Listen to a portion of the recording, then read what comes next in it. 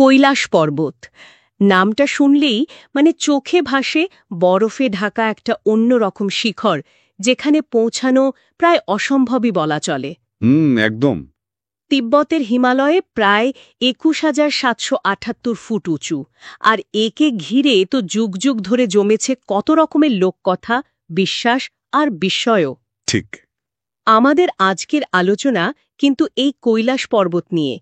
আমাদের হাতে যে তথ্যগুলো আছে সেগুলোর ওপর ভিত্তি করেই কথা বলবো। হ্যাঁ, দেখব এই সূত্রগুলো থেকে আমরা জরুরি কি কি জানতে পারি। হ্যাঁ, এই যে সূত্রগুলোর কথা বললেন তার একটা বড় অংশ জুড়ে আছে কৈলাসের ওই দুর্গমতার বিষয়টা। হ্যাঁ, পর্বতারোহণের এই যুগেও এর চূড়োয় কেউ পা রাখতে পারেনি, এটা কিন্তু সত্যি অবাক করার মতো ব্যাপার। আসলেই।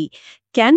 কোনো কারণ কি জানা গেছে? কিছু সূত্রে এর কারণ হিসাবে বলা হচ্ছে পর্বতের গঠন, পিরামিডের মতো দেখতে, আর খুব তাড়াতাড়ি নাকি ক্ষয় হয়। ও আচ্ছা, ক্ষয় হয়। হ্যাঁ, আবার অন্য কিছু সূত্রে এখানকার একটা তীব্র চৌম্বকীয় ক্ষেত্রের কথাও বলা হয়েছে। চৌম্বকীয় ক্ষেত্র?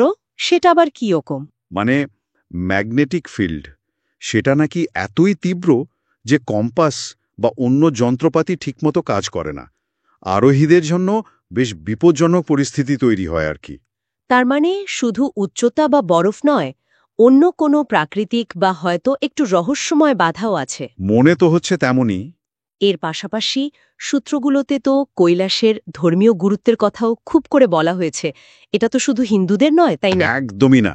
হিন্দু, বৌদ্ধ, জৈন, এমনকি প্রাচীন বন ধর্ম, তিব্বতের বৌদ্ধ ধর্ম আসার আগের যে ধর্ম, তাদের সবার কাছেই এটা খুব পবিত্র একটা জায়গা। আচ্ছা।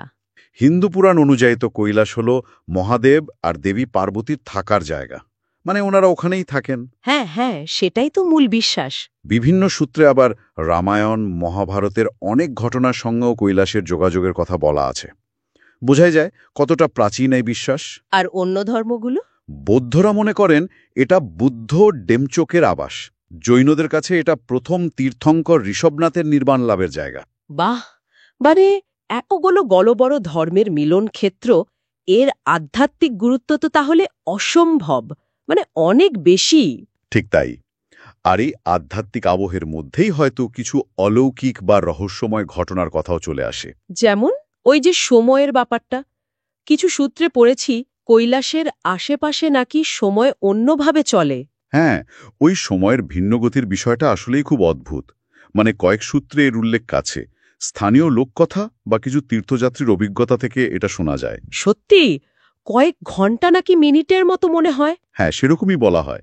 এর কোনো বৈজ্ঞানিক ব্যাখ্যা কিন্তু সূত্রগুলোতে সেভাবে নেই। এটাকে বরং একটা রহস্যময় অভিজ্ঞতা হিসেবেই দেখানো হয়েছে। ইন্টারেস্টিং। আবার ধরুন, পর্বতের চূড়ায় মাঝে মাঝে নাকি রহস্যময় আলো দেখা যায়। কেউ কেউ বলেন ওটা স্বর্গীয় আলো বা কোনো সংকেত। আচ্ছা, তবে এগুলো মূলত ব্যক্তিগত অভিজ্ঞতা বা লোকমুখে প্রচলিত কথা আর কি। বুঝলাম। আচ্ছা, কৈলাসের ঠিক নিচেই তো দুটো বিখ্যাত হ্রদ আছে, মানসরোবর আর রাক্ষসতাল। এদের নিয়েও তো অনেক কথা শোনা যায়। হ্যাঁ হ্যাঁ, মানসরোবর আর রাক্ষসতাল কৈলাস পর্বতের মতোই গুরুত্বপূর্ণ। মানসরোবরকে দেখা হয় পবিত্রতার প্রতীক হিসেবে। শান্ত, স্থির জল, যেন মনের শুদ্ধতা। আর এর জল নাকি জীবনদায়ী? হ্যাঁ, সেরকমই বিশ্বাস। আর অন্যদিকে খুব কাছেই যে রাক্ষসতাল, সেটাকে ঠিক এর উল্টো ধরা হয়। কিছুটা নোনা জলের হ্রদ। একে ঘেরে অশুভ শক্তির গল্পও আছে শুনেছি। হ্যাঁ আছে। এই দুটো হ্রদকে অনেক সূত্রে আলো, অন্ধকার, সৃষ্টি, ধ্বংস বা জীবন মৃত্যুর এই দ্বৈততার প্রতীক হিসেবে ব্যাখ্যা করা হয়েছে। বা গভীর ভাবনা। এই যে এত দুর্গমতা, এত রহস্য, আবার এত গভীর ধর্মীয় তাৎপর্য, এই টানেই কি হাজার হাজার মানুষ প্রতি বছর কৈলাস পরিক্রমায় যান? একদম। এই পরিক্রমাটা কিন্তু ভীষণ কঠিন একটা পরীক্ষা। সূত্রগুলো কি বলে এই যাত্রা নিয়ে? সূত্রগুলো বলছে এটা শুধু শারীরিক কষ্টের ব্যাপার নয়। শরীর তো কষ্ট পাই, কিন্তু তার চেয়েও বড় হলো মনের জোর আর বিশ্বাসের পরীক্ষা। প্রায় 52 কিলোমিটার পথ হাঁটতে হয়।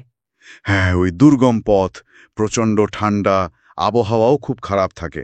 বিশ্বাসীরা মনে করেন এই কষ্টকর যাত্রা শেষ করতে পারলে জীবনের সব পাপ ধুয়ে যায়, মুক্তি মেলে। তাহলে বিশ্বাসের জোরটাই আসল। ঠিক। শারীরিক কষ্টের চেয়ে সেটাই মুখ্য।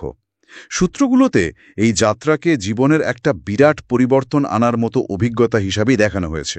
তাহলে সব মিলিয়ে যা দাঁড়াচ্ছে, কৈলাস পর্বত নিয়ে আমাদের হাতে থাকা তথ্যগুলো মানে বিজ্ঞান, বিশ্বাস, রহস্য, অ্যাডভেঞ্চার সবকিছুর একটা অদ্ভুত মিশেল তুলে ধরছে।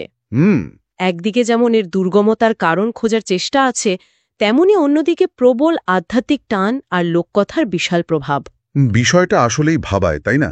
এই যে এত বাধা, এত রহস্য, বিপদও আছে, এগুলো সব জেনেও মানুষ কেন জীবনের ঝুঁকি নিয়ে ওই পথে যায়? সেটাই। সূত্রগুলো নানা ব্যাখ্যা দেওয়ার চেষ্টা করলেও আসল উত্তরটা হয়তো যার যার ব্যক্তিগত বিশ্বাসের মধ্যেই লুকানো। আচ্ছা, একটা প্রশ্ন আসছে মনে। এই যে দুর্নিবার আকর্ষণ মানুষের, এর পেছনে কোনটা বেশি কাজ করে? অজানা রহস্য ভেদ করার টান, নাকি হাজার বছরের পুষে রাখা বিশ্বাস আর ওই আধ্যাত্মিক মুক্তির আকাঙ্ক্ষা? এটা একটা খুব ভালো প্রশ্ন। এই ভাবনাটা বরং আমাদের শ্রোতাদের জন্য রেখে যাই, তারাও ভাবতে পারে।